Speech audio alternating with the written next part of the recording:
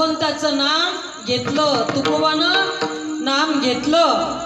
एकदा वारीला निघाले असताना रामकृष्ण हरी विठ्ठल केशव जय जय रामकृष्ण हरी नाम घेता घेता इकडे पत्नीचं बाळंतपण जवळ आलं होतं. तिनं सांगितलं की जाऊ नका. नाही म्हणे, माझी वारी चुकेल.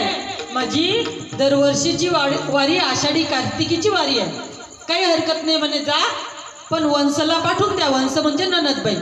ठीक आहे म्हणे. रस्त्यानं जात असताना भजनात एवढे तल्लीन झाले चोखोबा महाराज की त्या बहिणीचं गाव कधी गेलं स्मरण सुद्धा राहिलं नाही. आता देवाला काळजी असते भक्ताची. चोखोबा तर निघून गेले, पण देवानं त्या चोखोबाच्या बहिणीचं रूप घेतलं आणि निघाले. बरं रिकामने निघाले, थैली घेतली, खाया प्यायचं सामान घेतलं आणि आले. तिथं बाळंतपण केलं.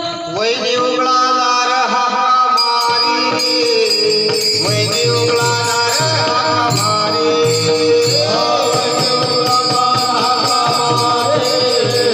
वैदी उगलादार हमारी.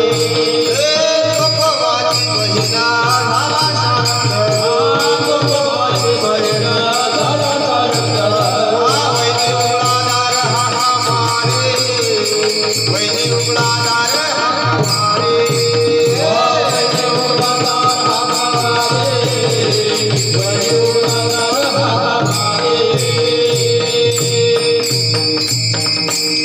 अशा प्रकारे भगवंत म्हणतात की तुम हमारे नाम पर तो हम तुम्हारे.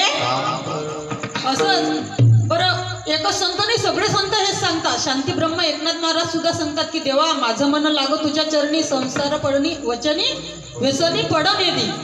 पायी तीर्थयात्रा आणि मुखी रामनाम हाची माझा नियम सिद्धी नाही. तुकाराम महाराजांनी सुद्धा तेच केलं. टाळ मृदुंगाच्या गजरात 14 टाळकरी होते आणि त्यांच्या सोबत सुंदरपैकी भगवंताचं भजन केलं. अभंगाचं 3रं चरण. लाभो मृदंग